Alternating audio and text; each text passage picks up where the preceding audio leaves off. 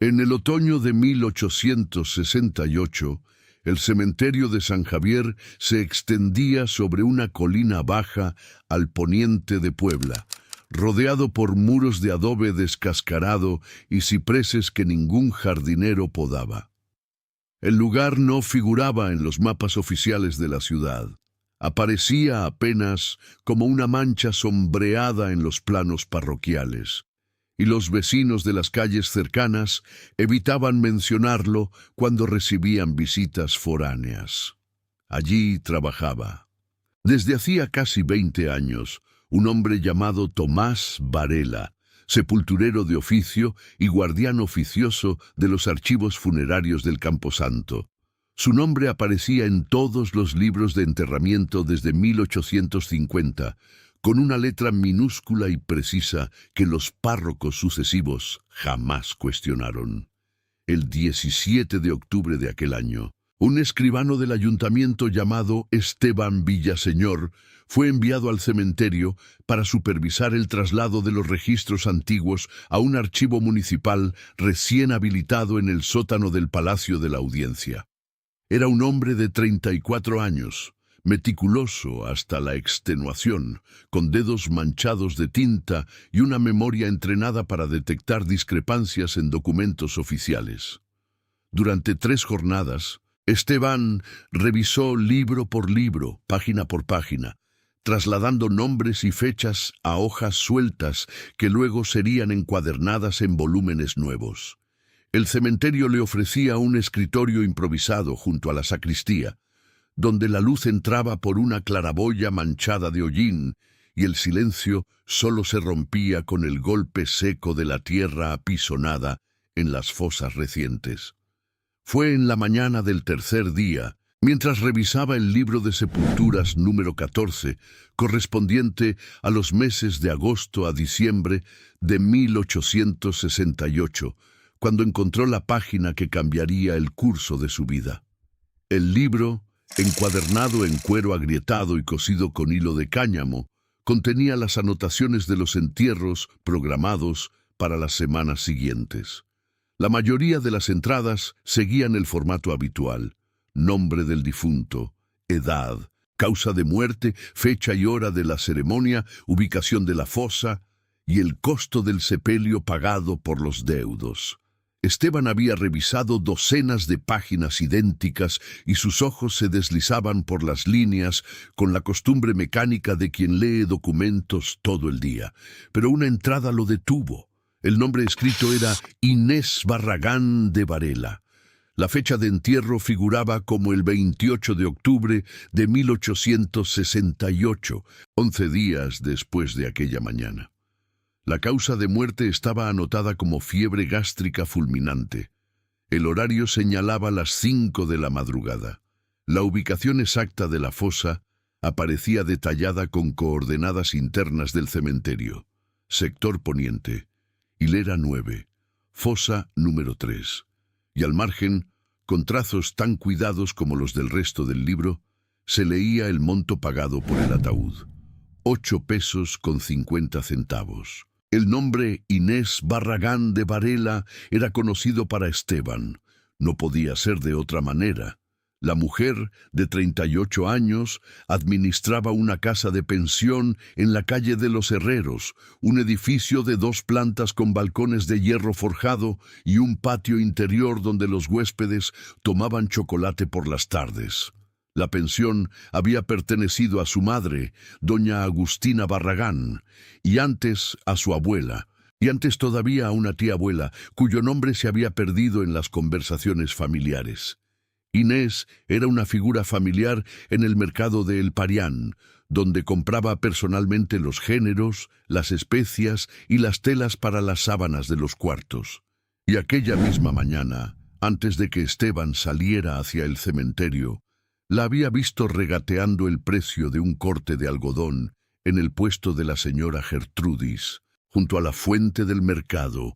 Inés Barragán de Varela estaba viva. Caminaba, hablaba, compraba telas y regateaba precios en El Parián, mientras su nombre aparecía en el libro de sepulturas como si ya estuviera muerta. Esteban cerró el libro con un movimiento instintivo. Miró hacia la puerta de la sacristía y comprobó que nadie lo observaba. El pulso le golpeaba en las sienes.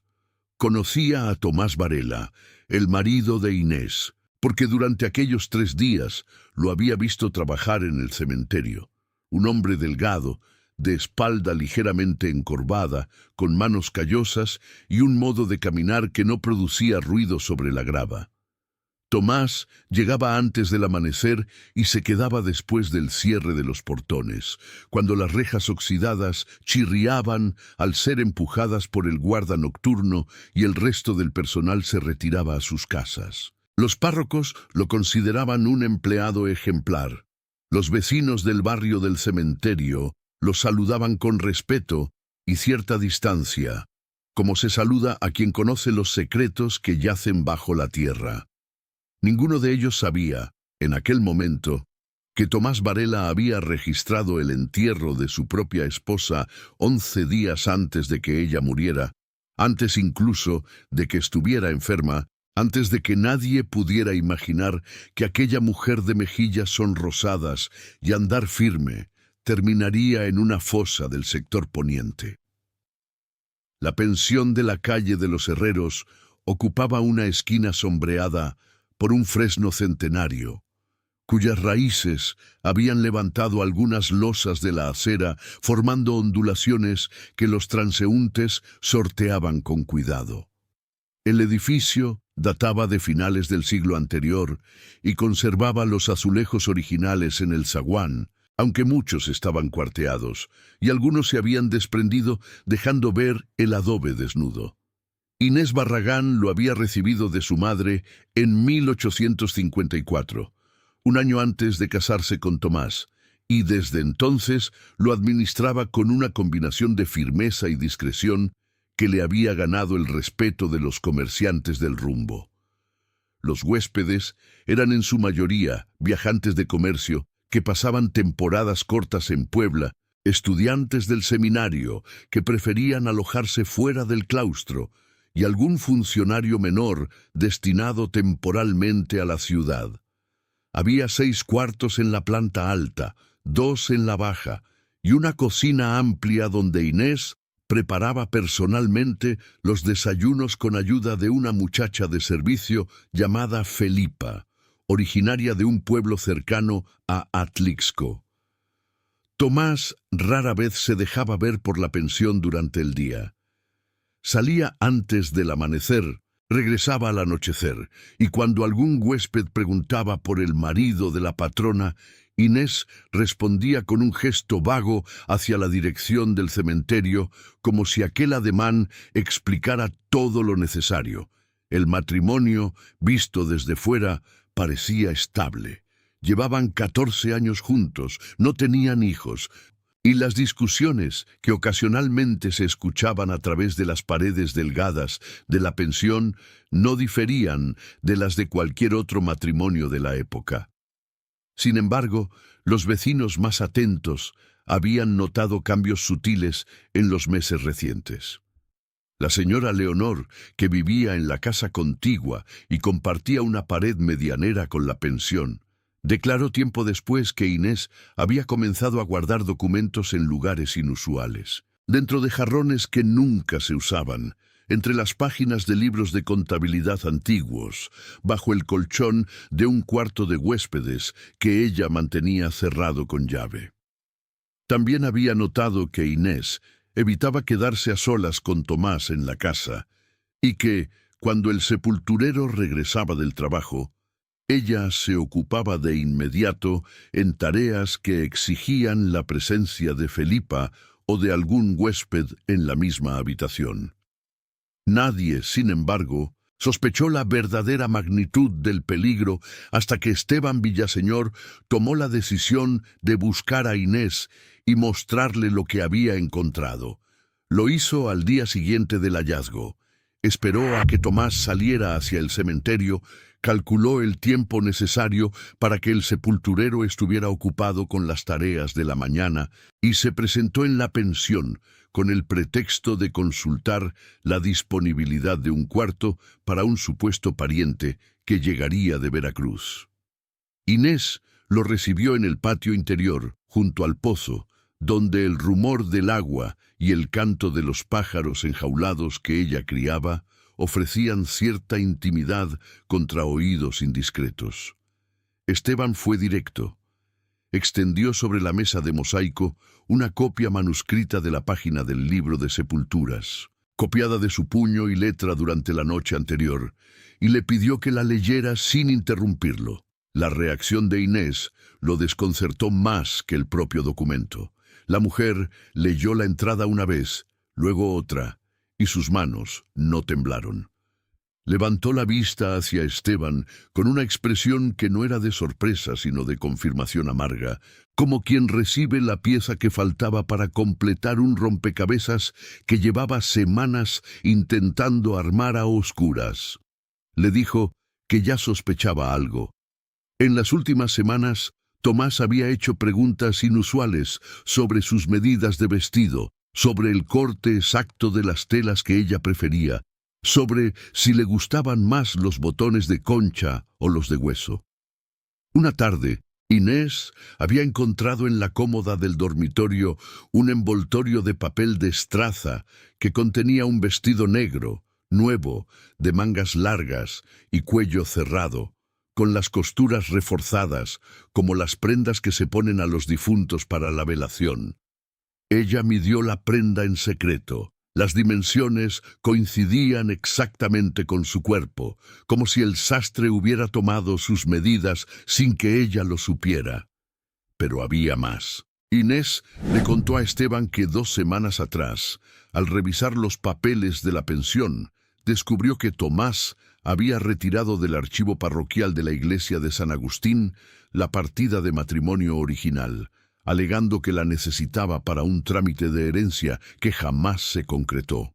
Y algo peor, en el ayuntamiento alguien había iniciado los procedimientos para transferir la propiedad de la pensión a nombre de Tomás Varela, presentando documentos que Inés nunca había firmado. Cuando ella confrontó al marido, él respondió que se trataba de una gestión rutinaria para proteger el patrimonio común, y su tono fue tan sereno, tan razonable, que Inés dudó de sus propias sospechas. Se convenció durante unas horas de que estaba exagerando. Luego, al quedarse sola, volvió a esconder los documentos importantes en lugares que solo ella conocía. Mientras Inés hablaba, Esteban tomaba notas mentales. La mujer le reveló también que había seguido a Tomás en 2 ocasiones, aprovechando las horas en que el cementerio permanecía cerrado al público. La primera vez, lo vio entrar solo y encaminarse hacia el sector poniente, donde permaneció más de 1 hora con una linterna. La segunda vez, lo acompañaba el doctor Leandro Gálvez, un médico de mediana edad que atendía en un consultorio de la calle de la Compañía y que gozaba de cierta reputación entre las familias acomodadas de Puebla, aunque su consulta por las tardes nunca estaba llena y sus honorarios parecían cambiar según el apuro del cliente. Aquella noche Inés observó desde detrás de un ciprés cómo ambos hombres recorrían juntos el perímetro del cementerio, señalando lugares, midiendo distancias y hablando en voz baja. El nombre del doctor Gálvez no era desconocido para Esteban. Lo había visto varias veces en los registros del cementerio, firmando certificados de defunción por causas que rara vez eran verificadas por un segundo médico. En una ciudad donde la muerte era frecuente y los trámites burocráticos escasos, la palabra de un doctor bastaba para cerrar un expediente y abrir una sepultura. Nadie preguntaba demasiado. La conversación entre Esteban e Inés terminó con un acuerdo silencioso. Él seguiría revisando los libros del cementerio, ahora con otros ojos, buscando patrones, nombres repetidos, fechas anómalas. Ella intentaría mantener la rutina habitual, evitar alarmar a Tomás y reunir los documentos que había escondido. Quedaron en verse 3 días después, en el mismo lugar. Esteban salió de la pensión con la sensación de que alguien lo observaba, aunque al volverse hacia la calle no vio más que a la señora Leonor regando sus macetas en el balcón vecino. No llegaron a reunirse. 2 días después de aquella conversación, Inés Barragán de Varela desapareció. Era la mañana del 23 de octubre. Felipa, la muchacha de servicio, llegó a la pensión a las 6:30, como todos los días, y encontró la puerta principal cerrada por dentro, lo cual era inusual, porque Inés solía abrir temprano para recibir al panadero. Golpeó varias veces sin obtener respuesta y finalmente pidió ayuda al vecino de la casa contigua, un talabartero llamado Don Rómulo, que forzó la cerradura con una herramienta de su taller. Dentro, la casa estaba en orden. Los cuartos de los huéspedes, vacíos, porque aquella semana no había ocupantes, permanecían cerrados con llave.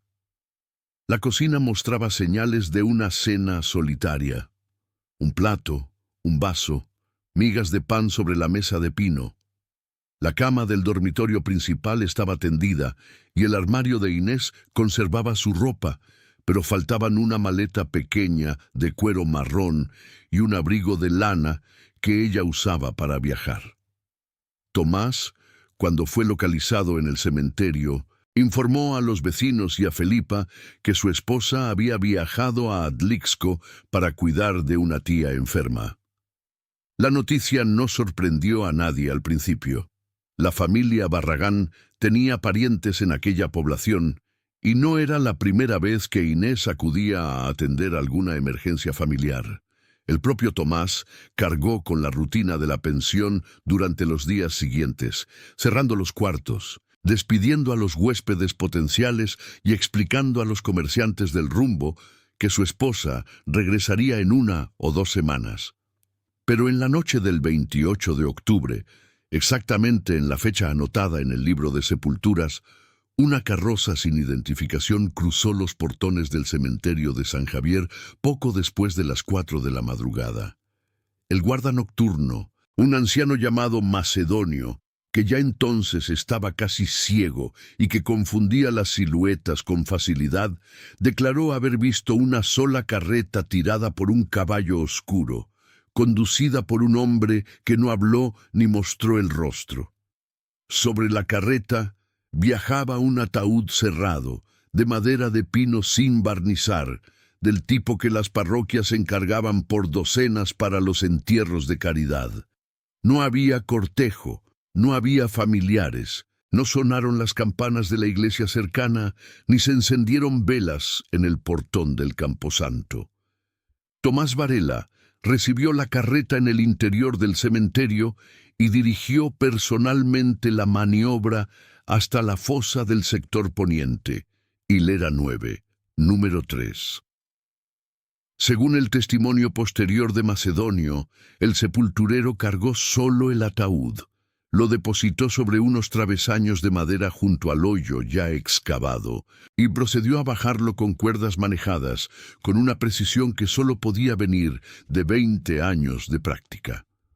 No hubo oración, no hubo palabras, no hubo más sonido que el roce de las sogas contra la tierra y el golpe sordo del cajón al tocar el fondo.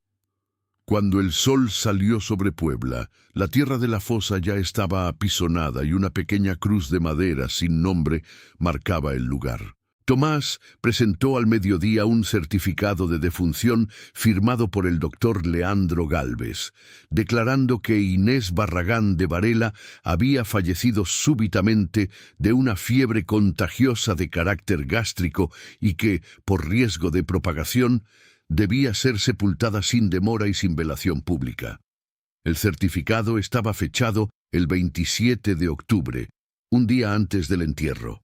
La lógica burocrática encajaba: la muerte, el certificado, el entierro. 3 documentos que se sostenían entre sí como piezas de una bóveda. Los rumores comenzaron antes de que terminara la semana. En el mercado del Parián, la señora Gertrudis comentó que Inés no había mencionado ningún viaje a Atlixco la última vez que compró telas. En la iglesia de San Agustín, el párroco le dijo a su sacristán que la partida de matrimonio de los Varela seguía sin aparecer en el archivo, y en la calle de los Herreros, la señora Leonor le confió a don Rómulo que Tomás había pasado toda la noche del velorio, un velorio que nunca se celebró, en el taller de la pensión, con la luz encendida y el sonido metálico de herramientas que no podía identificar. Pero nadie confrontó al sepulturero, nadie fue al cementerio a preguntar, porque Tomás Varela no era un hombre cualquiera, era el guardián de los muertos, el dueño de los libros, el que decidía quién entraba y quién salía de aquella tierra consagrada, y en una ciudad donde la muerte era un negocio discreto pero lucrativo, cuestionar al hombre que abría y cerraba las fosas era una temeridad que pocos se atrevían a cometer. Esteban Villaseñor sí se atrevió. No por valentía, sino por una mezcla de responsabilidad burocrática y obsesión personal que con el tiempo se volvería indistinguible de la culpa. Durante las semanas que siguieron al entierro, solicitó permisos para seguir revisando los archivos del cementerio, esta vez sin el pretexto del traslado municipal. Alegó que necesitaba completar el inventario de los libros más antiguos, los que databan de los años 40 y 50, y las autoridades del ayuntamiento, sin prestar demasiada atención a un escribano de rango menor, le concedieron acceso irrestricto. Lo que encontró en aquellos libros fue una red de anomalías tan meticulosa que tardó varias semanas en comprender su verdadero alcance. Empezó por las tachaduras, nombres de difuntos que aparecían registrados y luego borrados con una fina línea de tinta, como si alguien hubiera cambiado de opinión sobre la identidad del muerto. En la mayoría de los casos, el nombre original seguía siendo legible con una lupa, y Esteban, que poseía una paciencia infinita para los detalles, se dedicó a reconstruir uno por uno aquellos palimpsestos funerarios. Muchos correspondían a personas sin familiares conocidos, vagabundos recogidos en las calles, ancianos de hospicios, mujeres que habían muerto en el hospital de San Pedro sin que nadie reclamara sus cuerpos. Sus entierros habían sido pagados por el ayuntamiento o por la caridad parroquial, lo cual significaba que no había deudos que preguntaran por el tamaño del ataúd, la profundidad de la fosa o la exactitud del certificado de defunción. Pero junto a estos nombres anónimos aparecían otros que llamaron la atención de Esteban. Personas de familias conocidas en Puebla, con apellidos que resonaban en los círculos comerciales y políticos de la ciudad, figuraban como fallecidas en fechas que no coincidían con otros registros. Un comerciante de granos llamado Eulogio Cisneros aparecía enterrado en el cementerio de San Javier en 1862, pero el mismo nombre figuraba en los padrones municipales de 1865 como residente del barrio de Analco, una mujer de la familia Moncada, registrada como fallecida de parto en 1860, aparecía en los libros del registro civil 2 años después como testigo de una boda. Las piezas no encajaban, o encajaban de una manera que Esteban aún no alcanzaba a comprender. La revelación llegó cuando decidió cruzar los registros del cementerio con las anotaciones particulares de Tomás Varela, que guardaba en un armario de la sacristía bajo llave. Esteban consiguió abrir el armario una noche, aprovechando que Macedonio dormitaba en su garita y que Tomás había salido temprano aquel día, y encontró un fajo de cuadernos cosidos a mano donde el sepulturero llevaba una contabilidad paralela del camposanto. No eran libros oficiales, sino una especie de registro privado, con anotaciones en clave que al principio parecían indescifrables. Pero Esteban, con su entrenamiento de escribano, identificó pronto el patrón. Cada entrada contenía una fecha de entierro, un número de fosa, un nombre, a veces real, a veces falso, y al margen, la palabra intercambio o la palabra reposición, seguidas por una cantidad de dinero expresada en pesos. Al principio pensó que se trataba de un esquema de robo de objetos funerarios. Los cementerios de la época eran blanco frecuente de saqueadores que buscaban anillos, cadenas, medallas o dientes de oro entre los restos de los difuntos recientes. Un sepulturero con 2 décadas de acceso irrestricto a las fosas habría tenido infinitas oportunidades de lucrar con aquel comercio clandestino. Pero las cantidades anotadas en los cuadernos de Tomás eran demasiado altas para corresponder a joyas robadas, y los nombres que aparecían una y otra vez pertenecían a personas vivas que alguien necesitaba declarar muertas. La verdadera naturaleza del esquema se le reveló a Esteban una madrugada de noviembre, mientras releía un artículo del periódico local que mencionaba un litigio de propiedades en el barrio de San Francisco. Una familia acomodada se disputaba la herencia de un tío ausente que, según una de las partes, había fallecido en Veracruz 2 años atrás. La otra parte alegaba haberlo visto vivo en la capital apenas unos meses antes. El artículo mencionaba de pasada que la primera parte había presentado un certificado de defunción emitido en Puebla y respaldado por un registro de sepultura en el cementerio de San Javier. El nombre del difunto coincidía con uno de los que Esteban había encontrado tachado y vuelto a escribir en los libros del Camposanto. Tomás Varela no robaba joyas. Tomás Varela vendía muertes. El mecanismo era tan ingenioso como perturbador. Cuando una persona desaparecía, huía de la ciudad o simplemente estorbaba en una disputa de propiedades, alguien, un familiar interesado, un socio comercial, un acreedor, contactaba al sepulturero. Tomás se encargaba entonces de producir la documentación completa de un fallecimiento que nunca había ocurrido. El primer paso era conseguir un cadáver sin reclamar, de esos que abundaban en los hospitales y hospicios, y enterrarlo bajo el nombre del desaparecido, o mejor aún, enterrar un ataúd vacío, con piedras, cal o arena que simularan el peso de un cuerpo, si el riesgo de que alguien abriera la fosa era mínimo. El segundo paso era inscribir el entierro en los libros oficiales con la fecha conveniente para el cliente. El tercer paso, el más crucial, era obtener un certificado de defunción firmado por un médico cooperante, y en esto, el doctor Leandro Gálvez desempeñaba un papel indispensable. El doctor Gálvez, según descubrió Esteban al investigar su historial, había sido sancionado años atrás por el Colegio de Medicina de Puebla debido a irregularidades en la emisión de certificados. La sanción nunca se había hecho efectiva porque el médico amenazó con revelar los nombres de varias familias respetables que habían recurrido a sus servicios discretos. Desde entonces, mantenía su consultorio en la calle de la compañía y atendía a una clientela reducida pero selecta, que pagaba en efectivo y no hacía preguntas. Su firma valía tanto como la muerte misma. Sin ella, ningún certificado era legal.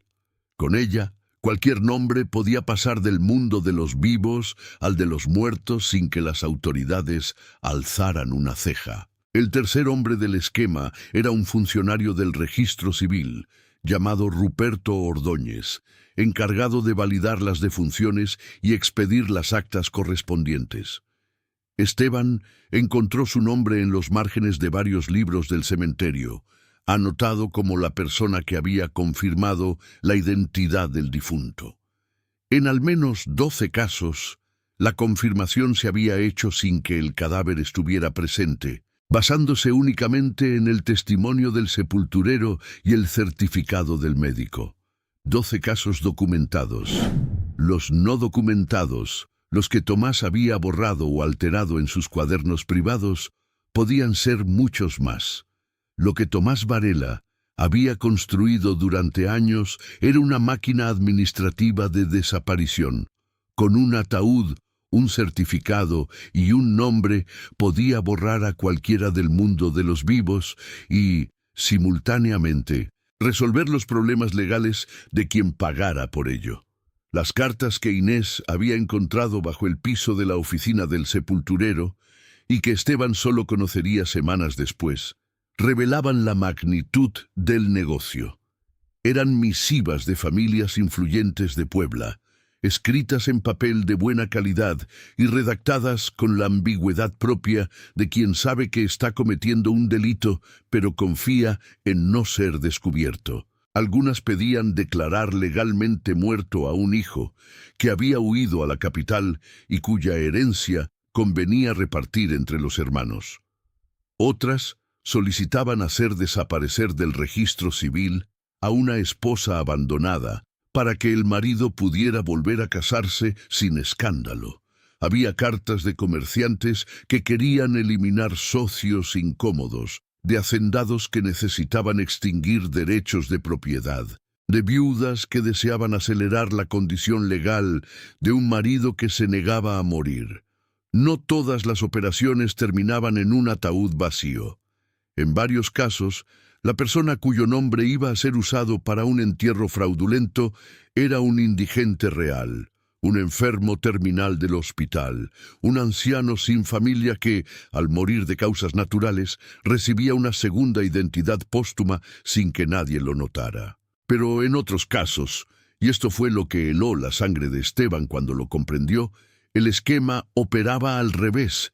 Personas vivas eran declaradas muertas para despojarlas de sus propiedades, y el cadáver que justificaba la defunción se conseguía posteriormente, cuando la víctima original ya había sido intimidada, encerrada o expulsada de la ciudad. El plan para Inés pertenecía a esta última categoría. No se trataba de un entierro fraudulento para un cadáver anónimo, sino de un asesinato administrativo planificado con meses de anticipación. La pensión de la calle de los Herreros ocupaba un terreno que, según los planos de expansión urbana que el ayuntamiento había aprobado en 1867, se encontraba en la trayectoria de una nueva ruta comercial que conectaría el centro de Puebla con los caminos hacia Veracruz. El valor del terreno se había multiplicado en los últimos 2 años y varios comerciantes habían mostrado interés en adquirir la propiedad. Pero la pensión estaba a nombre de Inés Barragán, no de Tomás Varela, y cualquier venta requería la firma de la esposa. Con Inés muerta y sin herederos, la pareja no había tenido hijos, Tomás se convertiría automáticamente en el único propietario. Así lo había planeado. La partida de matrimonio desaparecida del archivo parroquial no era un extravío. Tomás la necesitaba para iniciar los trámites de sucesión. El certificado del doctor Gálvez estaba listo desde semanas antes del supuesto fallecimiento. La fosa del sector poniente había sido excavada y pagada con anticipación.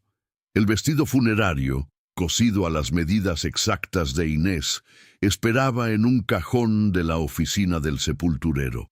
Todo estaba previsto para que la muerte de Inés Barragán de Varela fuera un hecho administrativo impecable, respaldado por documentos, testigos de confianza y un ataúd cerrado bajo tierra. Lo único que falló fue la página del libro de sepulturas. Tomás la había escrito demasiado pronto, o con demasiada confianza, o quizás en un momento de distracción que 20 años de oficio no alcanzaban a explicar. El caso era que aquella entrada, destinada a ser una pieza más del engranaje burocrático, se había convertido en la prueba de que el engranaje existía. En diciembre de 1868, Esteban Villaseñor había reunido suficientes evidencias como para presentar una denuncia formal. Había copiado las páginas alteradas de los libros del cementerio. Había reconstruido al menos 15 entierros fraudulentos con nombres, fechas y cantidades. Había localizado a 3 personas que figuraban como fallecidas en los registros, pero que seguían vivas en otros puntos del país, incluyendo a Eulogio Cisneros, el comerciante de granos, que residía desde hacía 5 años en Querétaro bajo un nombre distinto por razones que prefirió no explicar. Y había conseguido que una de las cartas encontradas por Inés, recuperada por Felipa entre las pertenencias que la señora había escondido, llegara a sus manos. Pero el sistema que Tomás Varela había construido no dependía únicamente de él. Dependía de una red de complicidades y silencios que se extendía desde el cementerio hasta los despachos del ayuntamiento, desde el consultorio del doctor Gálvez hasta las oficinas del registro civil, y desde allí hacia los salones de las familias que habían pagado por los servicios del sepulturero. Muchas de esas familias tenían influencia suficiente para frenar cualquier investigación que amenazara con exponer sus secretos. Esteban lo sabía. Por eso, en lugar de acudir directamente al juzgado, buscó al delegado Mariano Castañeda, un hombre de 52 años, que arrastraba una reputación de incorruptible más por falta de oportunidades que por convicción firme. Castañeda lo recibió en su oficina del Palacio de la Audiencia una tarde de lluvia. Escuchó el relato completo mientras fumaba un cigarro tras otro, y al terminar se quedó en silencio durante un minuto largo. Luego dijo lo que Esteban temía escuchar, que sin un cadáver, sin testigos presenciales del entierro y sin la declaración de Inés, el caso se derrumbaría en cuanto un abogado mínimamente competente lo impugnara. Esteban propuso entonces la única alternativa que quedaba: exhumar el ataúd, enterrado el 28 de octubre. Si el cuerpo de Inés estaba allí, la investigación se desmoronaría y él quedaría como un escribano paranoico. Pero si el ataúd contenía otra cosa, Tomás Varela tendría que explicar por qué había enterrado piedras en lugar de a su esposa. Castañeda aceptó, aunque puso una condición: la exhumación se haría de noche, sin aviso previo, con una cuadrilla reducida y bajo el más absoluto secreto. No quería alertar a Tomás ni a sus posibles cómplices en el ayuntamiento. Eligieron la noche del 14 de diciembre, un domingo, porque los domingos el cementerio cerraba al mediodía y Tomás solía retirarse temprano a la pensión para revisar sus cuentas. Aquella noche, un grupo de 6 hombres se reunió junto al portón trasero del cementerio de San Javier. Eran Esteban, el delegado Castañeda, 2 agentes de la policía municipal y 2 peones contratados para la excavación. Llevaban palas, picos, cuerdas y un farol de aceite cuya luz proyectaba sombras temblorosas sobre los muros del camposanto. Macedonio, el guarda nocturno, fue despertado por los agentes y conducido a su propia garita con la orden de no salir hasta que lo llamaran. El anciano obedeció sin protestar, quizás porque su vista ya no le permitía distinguir rostros, o quizás porque, en el fondo, esperaba desde hacía tiempo que alguien viniera a hacer lo que aquellos hombres estaban a punto de hacer. La excavación comenzó pasadas las 11 de la noche. El sector poniente era una explanada rectangular donde las cruces de madera formaban hileras ordenadas, como un ejército silencioso de palos torcidos. La hilera 9 quedaba junto al muro del fondo, donde la tierra era más dura y las raíces de los cipreses se enredaban bajo la superficie. Los peones tardaron casi 1 hora en llegar a la profundidad del ataúd, y durante todo ese tiempo, los únicos sonidos fueron el golpe metálico de las palas contra el suelo, la respiración agitada de los hombres y, de vez en cuando, el ulular lejano de un búho en los árboles del camposanto. Cuando la madera del ataúd quedó al descubierto, Esteban bajó al hoyo con el farol. Las tablas eran de pino sin barnizar, tal como había descrito Macedonio, y estaban unidas con clavos de hierro en lugar de tornillos, lo cual era inusual en los ataúdes de mediana calidad. Pero lo que más llamó su atención fue el peso. Cuando los peones pasaron las cuerdas por debajo del cajón para izarlo, El esfuerzo fue menor del que correspondería al cuerpo de una mujer adulta. El ataúd subió con una ligereza que hizo que los agentes intercambiaran miradas de desconcierto. Sobre la tierra removida, a la luz temblorosa del farol, el delegado Castañeda ordenó abrir la tapa. Los clavos se dieron con un chirrido que resonó en el silencio del cementerio como un quejido metálico. Y cuando la tapa fue levantada, lo que encontraron no era el cuerpo de Inés Barragán de Varela. El ataúd contenía ropas dobladas, un vestido, un manto oscuro, un par de zapatos de mujer, todo nuevo, sin usar, meticulosamente colocado para que la forma del conjunto imitara la silueta de un cuerpo. Debajo de las ropas había 3 sacos de cal viva, cuyo peso combinado equivalía aproximadamente al de una persona de contextura mediana. Y en el fondo, para completar la simulación, varias piedras de río dispuestas a lo largo del cajón, como si alguien hubiera calculado la distribución exacta del lastre para que el ataúd se comportara de manera convincente al ser cargado y descendido a la fosa. Nadie habló durante 1 minuto entero. El delegado Castañeda se quitó el sombrero, gesto que en él equivalía a una imprecación. Los agentes se miraron entre sí. Los peones retrocedieron unos pasos, como si temieran que el ataúd vacío fuera un mal presagio. Esteban, en cambio, se arrodilló junto al cajón y examinó las ropas con la minuciosidad que había aprendido en sus años de escribano. No había sangre. No había señales de violencia, no había nada que indicara un homicidio físico. Lo que había era otra cosa, la materialización de una muerte que nunca ocurrió, la puesta en escena de un asesinato administrativo que había sido planeado con la frialdad de quien organiza un archivo. El hallazgo transformó el caso de inmediato. Lo que había comenzado como una sospecha burocrática se convertía ahora en una investigación criminal por desaparición forzada, falsificación de documentos, asociación ilícita y potencialmente tentativa de homicidio. El delegado Castañeda emitió órdenes de localización para Tomás Varela y para el doctor Leandro Gálvez, a quien debían interrogar sobre la emisión del certificado de defunción fraudulento. Pero cuando los agentes llegaron a la pensión de la calle de los Herreros, Tomás ya no estaba. Los vecinos informaron que lo habían visto salir la noche anterior, poco después del cierre del cementerio, con una maleta y sin dirigir la palabra a nadie. En el consultorio de la calle de la Compañía, el doctor Gálvez atendía a sus pacientes como si nada ocurriera y respondió a los agentes con una indignación ensayada. Él solo había cumplido con su deber. El certificado se basaba en los síntomas descritos por el esposo de la fallecida, y si había alguna irregularidad, era responsabilidad de quien lo contrató.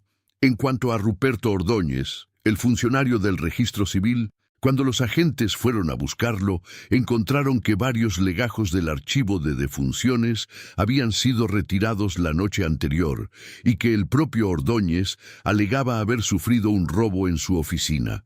Los documentos desaparecidos correspondían casualmente a los años en que Tomás Varela había realizado sus operaciones más intensas.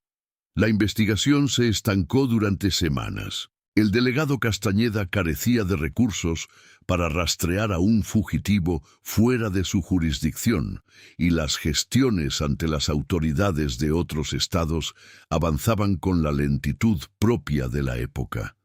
Esteban, sin embargo, continuó trabajando por su cuenta. Regresó al cementerio una y otra vez, revisó los cuadernos privados de Tomás hasta memorizar las anomalías, y finalmente consiguió acceder a la pensión de la calle de los Herreros, que permanecía cerrada desde la noche de la desaparición de Inés. Fue allí, en un cuarto del fondo, que Inés había usado como bodega para guardar muebles viejos y enseres en desuso, donde encontró el cuaderno. Estaba escondido dentro de la pared, en un hueco disimulado detrás de un estante de madera carcomida. Era un cuaderno de tapas negras, de esos que se usaban para la contabilidad doméstica, con las esquinas gastadas y el lomo reforzado con tela de algodón. En sus páginas, Inés había registrado durante meses todo lo que había descubierto sobre el esquema de su marido. Había nombres, fechas, copias de recibos, fragmentos de cartas e incluso un esbozo del cementerio con las fosas marcadas, donde, según sus conjeturas, se encontraban los enterramientos fraudulentos. En las primeras páginas, el tono era práctico, casi contable, como si Inés estuviera haciendo un inventario de sus sospechas. Pero a medida que avanzaba el cuaderno, la caligrafía se volvía más apretada. Los márgenes se llenaban de anotaciones añadidas después, y algunas frases aparecían subrayadas con una raya temblorosa que delataba el miedo de quien las había escrito. La última página era la más reveladora y la más trágica. En ella, Inés anotaba su intención de viajar a Veracruz para entregar los documentos a un periodista cuyo nombre no mencionaba, pero del que decía que tenía contactos en la capital y que no le temía a las represalias de las familias poblanas. Junto a esta anotación, una fecha: el 24 de octubre de 1868, un día después de su desaparición. Pero había algo más. Al pie de aquella página, escrito con una letra diferente, más pequeña y meticulosa, se leía una dirección en Veracruz, la de una casa de huéspedes cerca del muelle, donde Inés pensaba alojarse mientras concretaba la entrega de los documentos. La letra era de Tomás. La esposa había cometido el error, quizás el único error de su investigación, de dejar el cuaderno donde su marido pudiera encontrarlo antes de su viaje. Aquel descubrimiento cambió el curso de la pesquisa.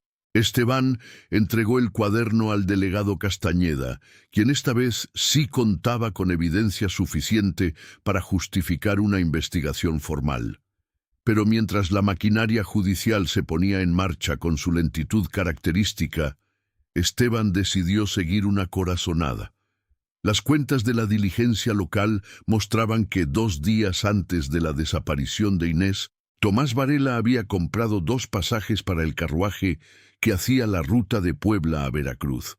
Los pasajes estaban a nombre de un tal Julián Acevedo y de una tal Margarita Luna, nombres que no figuraban en ningún registro civil de la región. Eran evidentemente identidades falsas. La corazonada de Esteban era sencilla, pero aterradora. Tomás no había huido solo. Había llevado a Inés consigo, no para matarla. Eso habría sido demasiado arriesgado después de que la página del libro de sepulturas quedara al descubierto, sino para deshacerse de ella de una manera que no dejara cadáver. Si Inés era declarada loca, perdía toda credibilidad. Si era encerrada en una institución, su testimonio quedaba anulado. Y si alguien la encontraba, siempre podrían alegar que la mujer había perdido la razón y que sus acusaciones contra el marido eran producto de una mente enferma. En enero de 1869, un telegrama procedente de Orizaba llegó a la oficina del delegado Castañeda. Una mujer que coincidía con la descripción de Inés Barragán había sido localizada en una casa de reposo administrada por religiosas de la Orden de las Hermanas de la Caridad, en las afueras de aquella población. La mujer había sido internada en noviembre del año anterior, presentada por un hombre que dijo ser su hermano y que pagó 6 meses de estadía por adelantado.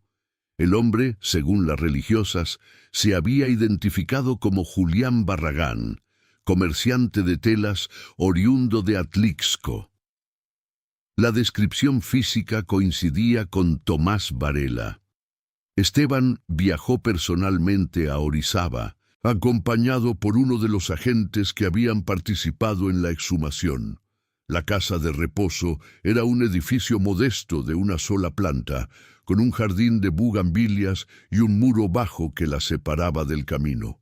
Las religiosas los recibieron con cortesía, pero con reserva, como si la visita de dos hombres preguntando por una interna despertara en ellas una desconfianza instintiva. Cuando les mostraron el daguerrotipo de Inés que Esteban había conseguido entre las pertenencias de la pensión, la Madre Superiora asintió en silencio. Inés Barragán de Varela estaba viva. Pero la mujer que Esteban encontró en aquella habitación de paredes blancas y ventana enrejada era apenas una sombra de la comerciante resuelta que regateaba telas en el mercado de El Parián. En los meses transcurridos desde su desaparición, había envejecido visiblemente. El cabello, antes negro y recogido en un moño firme, mostraba mechones grises y caía desordenado sobre los hombros. Las manos le temblaban al sostener el rosario que las religiosas le habían dado. Y cuando habló, su voz era un hilo quebradizo que se detenía a mitad de las frases, como si las palabras se le escaparan antes de llegar a la boca. La historia que Inés contó a Esteban en aquella habitación y en las siguientes semanas completó las piezas que faltaban del rompecabezas. Tomás la había sorprendido la noche del 23 de octubre, cuando ella se preparaba para viajar a Veracruz con el cuaderno y los documentos. No hubo violencia, al menos no física. Lo que ocurrió fue peor. Tomás le mostró una copia del certificado de defunción que ya estaba preparado. Le explicó con calma cómo funcionaba el esquema y luego le dijo que si ella lo denunciaba, él se aseguraría de que nadie le creyera. Había 2 décadas de documentos oficiales que respaldaban su versión de los hechos. Había testigos dispuestos a declarar que Inés llevaba meses comportándose de manera errática. Había incluso un médico que podía certificar que ella padecía de un desequilibrio nervioso hereditario. Frente a todo eso, ¿qué valor tendría la palabra de una mujer contra la palabra de un funcionario respetable del cementerio? Inés había dudado. Esa fue su perdición. En los días que siguieron, Tomás la mantuvo encerrada en un cuarto de la pensión, administrándole un sedante que el doctor Gálvez le había proporcionado, mientras ultimaba los preparativos del traslado. La llevó a Veracruz en el carruaje nocturno, con los billetes a nombre de Julián Acevedo y Margarita Luna, y durante el viaje la convenció, con una mezcla de amenazas y falsas promesas, de que lo mejor para ambos era que ella desapareciera temporalmente. Le dijo que los documentos contra él ya habían sido destruidos. Le dijo que en Puebla todos creían que ella había enloquecido y abandonado el hogar. Le dijo que si firmaba la transferencia de la pensión y aceptaba pasar una temporada en la casa de reposo, él se encargaría de que todo volviera a la normalidad en unos meses. Agotada, drogada y aterrorizada, Inés firmó. La transferencia de la pensión a nombre de Tomás Varela quedó legalizada ante un notario de Orizaba, con la firma temblorosa de una mujer que apenas entendía lo que estaba haciendo. Luego, Tomás la llevó a la casa de las Hermanas de la Caridad, pagó los 6 meses de estancia y se despidió de ella con un beso en la frente que a Inés le pareció más frío que la muerte misma. Nunca volvió a verlo. El regreso de Inés a Puebla, en febrero de 1869, provocó una conmoción contenida en los círculos que seguían el caso. La mujer fue alojada en una casa de familiares lejanos, en el barrio de San Miguel, y comenzó a prestar declaraciones formales ante el delegado Castañeda. Su testimonio era coherente en lo esencial, pero presentaba lagunas allí donde los meses de encierro y sedación habían erosionado la memoria.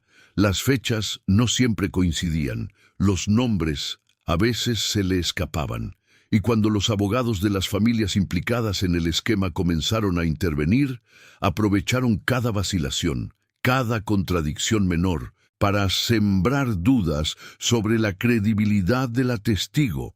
La defensa del doctor Gálvez fue particularmente agresiva. Argumentó que el certificado de defunción se había emitido de buena fe, basándose en los síntomas descritos por el esposo y en la imposibilidad de examinar personalmente a la paciente debido al riesgo de contagio. Presentó recibos de visitas médicas anteriores a Inés, que probaban que la mujer había sufrido episodios de ansiedad y agotamiento en los meses previos, y sugirió, sin afirmarlo explícitamente, que la propia Inés podría haber conspirado con su marido para fingir su muerte y así eludir deudas o responsabilidades. La acusación era absurda, pero en un tribunal donde la palabra de un médico pesaba más que la de una mujer, bastaba para introducir la duda razonable. Ruperto Ordóñez, el funcionario del registro civil, fue aún más hábil. Cuando los investigadores lo interrogaron sobre los legajos desaparecidos, respondió que el archivo había sufrido varias inundaciones en los últimos años y que muchos documentos se habían dañado o extraviado antes de que él asumiera el cargo. No era una mentira completa. Las oficinas del registro civil se inundaban casi cada temporada de lluvias, y cualquiera que hubiera trabajado allí podía atestiguarlo. Pero la coincidencia era demasiado conveniente, y Esteban estaba convencido de que Ordóñez había destruido personalmente los expedientes que comprometían a las familias influyentes. En cuanto a Tomás Varela, las semanas se convirtieron en meses sin que nadie pudiera dar con su paradero. Se emitieron órdenes de captura para Puebla, Veracruz, Oaxaca y la capital. Se enviaron circulares con su descripción a todas las delegaciones del país, pero Tomás parecía haberse desvanecido con la misma facilidad con que antes había hecho desaparecer a sus clientes del mundo de los vivos. Algunos decían que había tomado un barco en Veracruz rumbo a La Habana. Otros aseguraban haberlo visto en la frontera norte, trabajando como enterrador en un cementerio de Chihuahua. Eran rumores, nada más. El sepulturero conocía el arte de desaparecer mejor que nadie.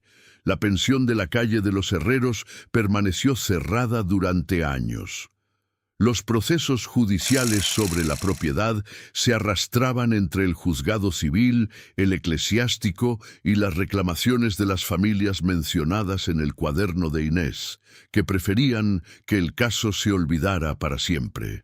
Las bugambilias del patio crecieron sin control y asomaron por encima del muro como dedos verdes que se aferraban al exterior.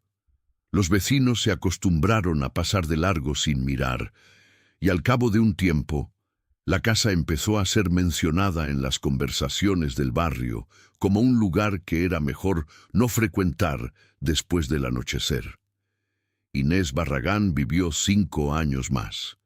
Recuperó parte de su lucidez, pero nunca del todo. Vendió lo poco que le quedaba, algunas joyas de la familia, los muebles que Tomás no había alcanzado a reclamar, y se mudó a una casa modesta en Atlixco, donde una prima lejana le ofreció alojamiento a cambio de ayuda con las tareas domésticas. Testificó en los procesos que lograron avanzar, pero su testimonio nunca fue suficiente para condenar a nadie.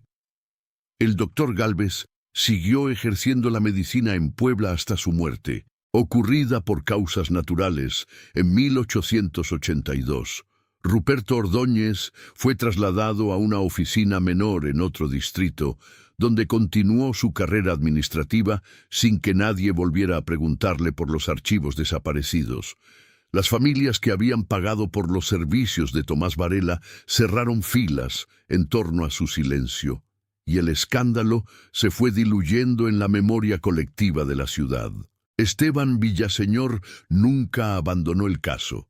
Durante 7 años, cada vez que sus obligaciones de escribano le dejaban tiempo libre, volvía al cementerio de San Javier para revisar los archivos, buscando nuevos indicios, nuevas anomalías, nuevas conexiones que le permitieran armar un caso sólido contra los cómplices que aún estaban libres. Se convirtió en una figura familiar para Macedonio, el guarda nocturno, y para los nuevos sepultureros que ocuparon el lugar de Tomás. Algunos lo tomaban por un excéntrico inofensivo. Otros sospechaban que la investigación le había costado el equilibrio mental. Lo cierto es que Esteban envejeció en aquellos archivos, rodeado de libros polvorientos y nombres de muertos, persiguiendo una justicia que se alejaba un poco más cada año que pasaba. Fue en 1876, 8 años después del hallazgo original, cuando encontró la última pieza del rompecabezas. Ocurrió durante una de sus revisiones rutinarias de los libros viejos, aquellos que ya había examinado docenas de veces y que conocía casi de memoria. Estaba hojeando el libro de sepulturas número 14, el mismo donde años atrás había descubierto la entrada de Inés, cuando notó algo que antes se le había escapado. La cubierta del libro era más gruesa de lo normal. Al examinarla con cuidado, descubrió que entre el cuero exterior y el cartón de refuerzo había un espacio oculto, un bolsillo plano cosido con hilo del mismo color que la encuadernación. Dentro de aquel bolsillo encontró una hoja de papel doblada en 4, amarillenta y quebradiza por los años. La desdobló con la cautela de quien manipula un documento que puede desintegrarse al menor movimiento, y leyó lo que contenía a la luz del farol de la sacristía. Era una lista, 12 nombres, escritos con la misma caligrafía pequeña y precisa que Esteban había aprendido a identificar como la de Tomás Varela. Al lado de cada nombre, una fecha futura, a veces meses, a veces años, por delante de la fecha en que presumiblemente se había escrito la lista. Las fechas correspondían a días específicos, con hora y ubicación de fosa, exactamente como en la entrada original que había desencadenado la investigación. El primer nombre de la lista era Inés Barragán de Varela. La fecha anotada a su lado ya había pasado. Era el 28 de octubre de 1868, el día del entierro fraudulento. Junto al nombre había una pequeña marca, una cruz diminuta trazada con la misma tinta, indicando que aquella operación se había completado. El segundo nombre de la lista era Esteban Villaseñor. La fecha anotada junto a su nombre era el 6 de agosto de 1876, aquel día, el día en que Esteban encontró la hoja. El escribano leyó la fecha 3 veces, como si la repetición pudiera alterar lo que estaba escrito. Luego miró el reloj de la sacristía. Marcaba las 7 de la tarde. Afuera, el sol se ponía sobre los cipreses del cementerio y las primeras sombras de la noche comenzaban a alargarse entre las cruces. Esteban dobló la hoja, la guardó en el bolsillo interior de su levita y salió de la sacristía con paso firme. Macedonia, que cabeceaba en su garita, lo vio pasar y le preguntó si volvería al día siguiente. Esteban respondió que sí, que por supuesto, que había mucho trabajo por hacer. Esa fue la última vez que alguien vio a Esteban Villaseñor. Su desaparición fue reportada 3 días después por su patrona, una viuda que le alquilaba un cuarto en la calle de la Carnicería. La mujer declaró que Esteban no había regresado a dormir desde la noche del 6 de agosto, lo cual no era del todo inusual, porque el escribano a veces pasaba noches enteras en el archivo municipal. Pero cuando los compañeros de la oficina confirmaron que tampoco había ido a trabajar, y cuando una inspección de la sacristía del cementerio reveló que el farol de aceite estaba encendido y los libros abiertos sobre la mesa, como si alguien hubiera interrumpido su lectura de repente, la desaparición adquirió un cariz inquietante. El delegado Castañeda, que para entonces estaba cerca de jubilarse, ordenó una búsqueda en el cementerio. Revisaron las fosas recientes, los mausoleos abandonados, la vieja cripta de los padres agustinos que ya nadie usaba. No encontraron nada.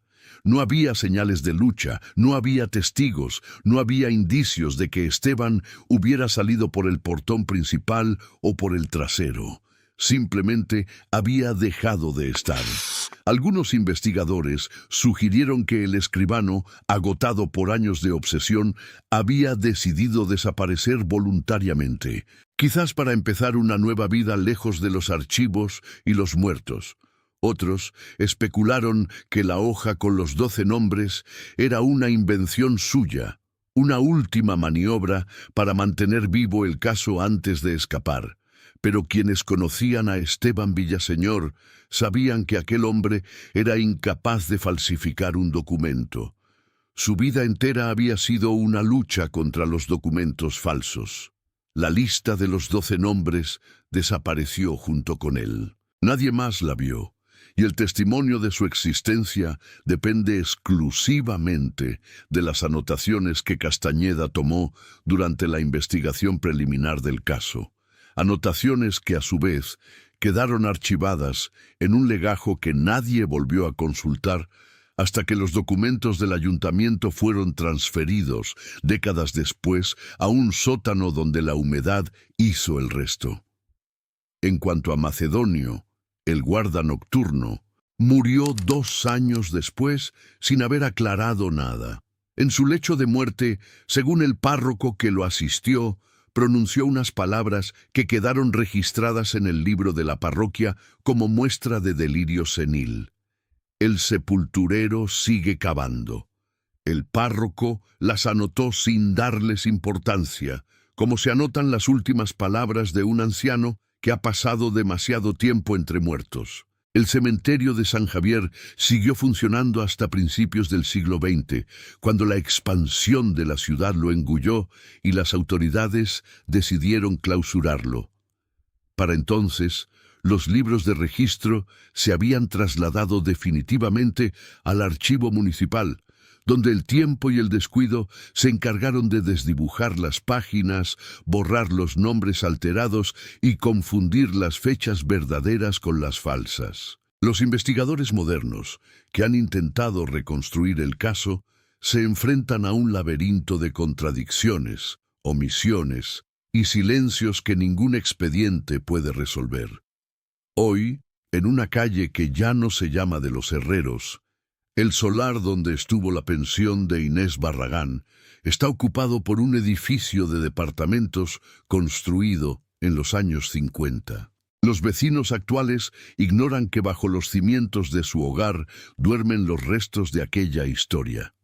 Y en el antiguo predio del cementerio de San Javier, donde ahora se alinean las casas de una colonia residencial, hay quien dice que en algunas noches de agosto, cuando el viento baja de los volcanes y silba entre los postes del alumbrado, se escucha todavía el eco de una pala golpeando la tierra.